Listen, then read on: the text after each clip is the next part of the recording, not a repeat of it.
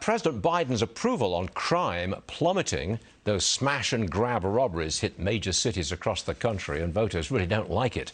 A new ABC News Ipsos poll shows just 36% approve of the president's handling of crime, 61% disapprove. Heather McDonald joins me now. Heather, why isn't the administration doing something about this? Well, ordinarily, Stu, I would say that this is really not a president's responsibility. Crime is a local matter for police departments and mayors to take account of. In this case, however, Biden absolutely deserves his sinking poll numbers because he is absolutely complicit in what we're seeing with this astounding homicide increase, with the looting, with the breakdown of order and the onset of anarchy, because he stays with his narrative about the police being systemically biased.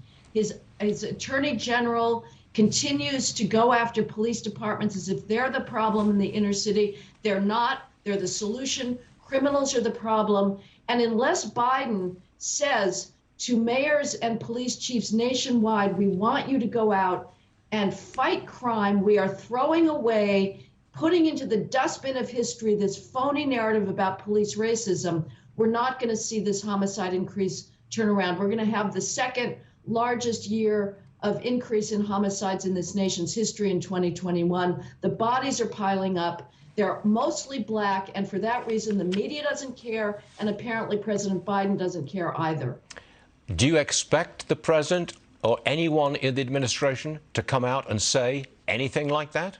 Because I mean, I can make the case that if you don't say that, if you don't get on the right side of this stuff, you lose very badly in November of next year.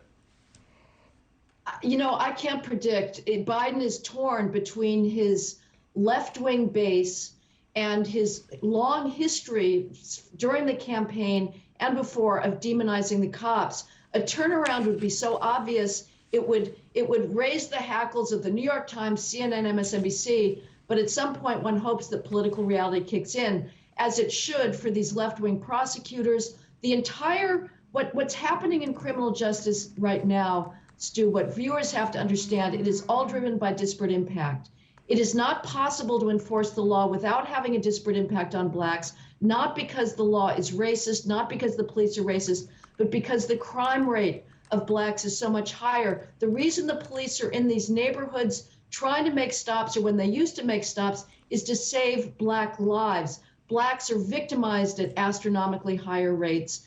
That is what has to be confronted, and we have to say we're no longer going to use disparate impact as a measure of policing. What we're going to use is how many lives are you saving. This whole concept of equity, however, that's all about race, isn't it?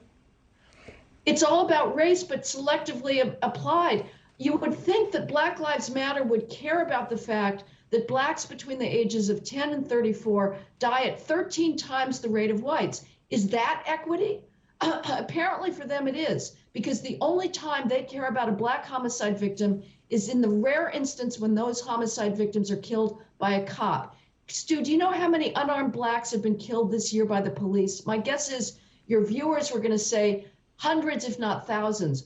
Four unarmed blacks killed by the police, unarmed allegedly. That makes it 375 times as likely for a police officer to be killed by a black person as an unarmed black person is to be killed by a cop. That is the reality. It is a reality being suppressed on a daily basis by the mainstream media, by the Biden administration, to continue this phony narrative that America and police are systemically biased. We are not. Heather, I'm going to leave it right there. I'm flat out of time, but we thank you always for coming on the show. We appreciate it every time. Thank you very much. Stu.